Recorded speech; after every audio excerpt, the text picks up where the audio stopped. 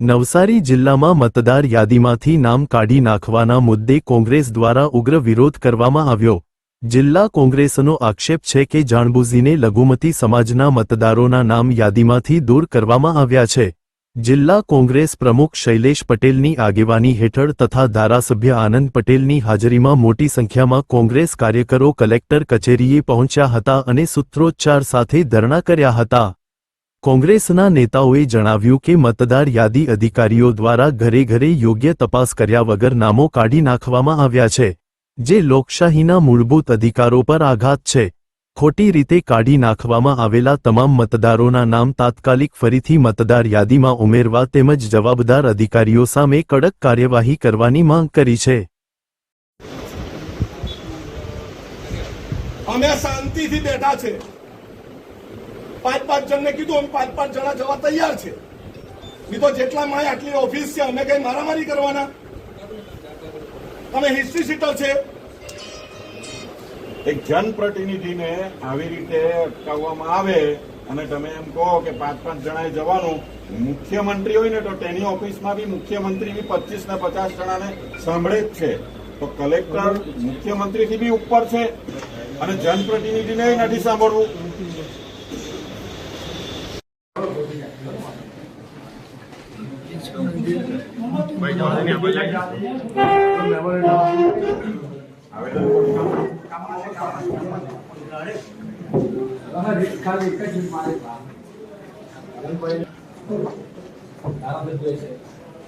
આદિવાસી સમાજના તમારા કલેક્ટર છે જેને રાત કરી છે આદિવાસી પ્રત્યે કોંગ્રેસ દાવા કરે મારા નામ જે કહે છે કે અસલામ કહેતો હતો।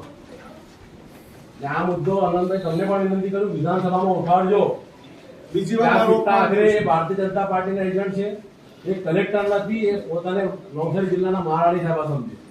જે પ્રમાણે ધારાસભ્ય સાથે ઉચિત દાખવવું જોઈએ, સમજી લો, જે પ્રમાણે અમારી વાત નહીં, ધારાસભ્ય સાથે જે ઉચિત દાખવવું છે વહીવટી પ્રક્રિયા પ્રમાણે એ નથી કરી શકતા। તમારી વાત નહીં, હું એમની વાત કરું છું।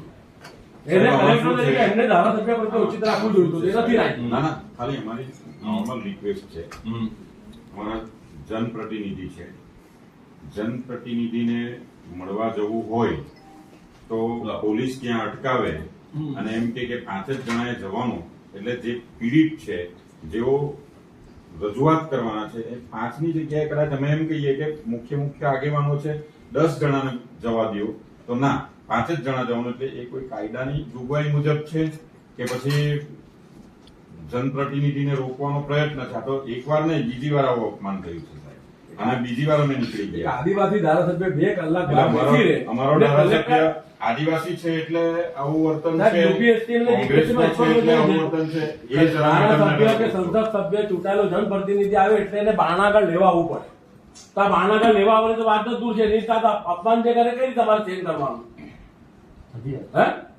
આ એનું નહીં, આખી કોંગ્રેસ પાર્ટીનું અપમાન છે, ચૂંટાયેલા તમામ જનપ્રતિનિધિનું અપમાન, આખા બંધારણનું અપમાન છે, સભાનું અપમાન છે। આ વહીવટી જીપીએસસીમાં સ્પષ્ટપણે દર્શાવેલું કે કોઈ પણ ધારાસભ્ય કે સાંસદ આવે તો કલેક્ટર ક્લાસ 1 કે ક્લાસ 2 અધિકારી ખુરશી પરથી ઉભા થઈને એને ઔચિત્ય દાખવવું જોઈએ કે આવો ભાઈ, એને બેહાડવું જોઈએ। તો એ તો બોલાવવાની વાત જ દૂર છે કે જાણે એ તો એમ જાણે કે ઇન્સ્ટિટ્યુટર છે, આપણે ડોન છે નવસારી જિલ્લાનો આ માણસ એવી રીતે વ્યવહાર કરે। લાખો લોકો ચાહે સાહેબ, ખાણા ખનીજના ચોર આવીને બિંદાસ મળતા હતા, અને જે સારા લોકો હતા બિચારા બહાર બી આવી રીતે બેઠા, થોડી ચાલે આવી રીતે।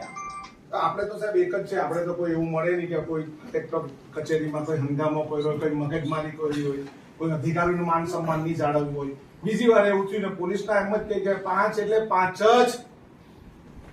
કોઈ કાયદા બીજું, અમે વિધાનસભામાં કાયદા મિનિસ્ટરને મળવાના છે, ગૃહમંત્રીને પણ મળવાના છે, મુખ્યમંત્રીને બી મળીશું કે બીજી વાર આ જ કચેરી પર અમારું અપમાન થયું છે। અમે શું લઈને આવ્યા છે? આવેદન પત્ર। અમે કઈ એફઆઈઆર લઈને નોટિસ લઈને નથી આવ્યા। અમારી એક જ માંગણી છે, નવસારી જિલ્લામાં 7 નંબરના ફોર્મમાં જેટલાય વાંધા અરજી જેના માટે અરજી કરી એનું અમને આખું લિસ્ટ આખા નવસારી જિલ્લાનું આપો। બીજું કે 7 નંબરનું ફોર્મ કયા અધિકારી દ્વારા સ્વીકારવામાં આવ્યું છે એનું પણ અમને લિસ્ટ આપો। આ તમારે અમને લિસ્ટ આપવાનું છે સાહેબ, અને અમને તમારા પર વિશ્વાસ છે કે તમે અમને બધાને ઓફિસમાં બોલાવ્યા, અંદર બેસાડ્યા, અને કલેક્ટરશ્રીનો બી આભાર છે કે એક આદિવાસી ધારાસભ્યનું અપમાન કર્યું. કોઈ વાંધો નહીં, કલેક્ટર શ્રીને બી ખૂબ ખૂબ આભાર. અમે આ મુદ્દો વિધાનસભામાં ઉચકશું, નામ સાથે ઉચકશું.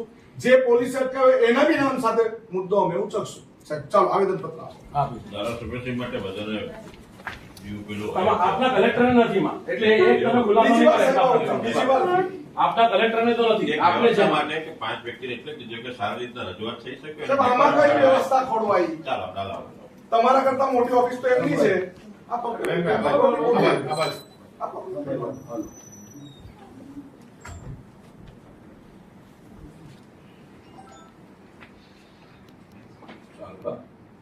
અમારી માંગણી લાગણી જાત મેડમ ને કહેજો ને અમને સાહેબ લિસ્ટ તમે અઠવાડિયામાં આપો, અમે પાછા આપણે લેવા આવશું. જે પણ ઓસી પર સાઈન અધિકારી કર્યો ભાઈ, સાહેબ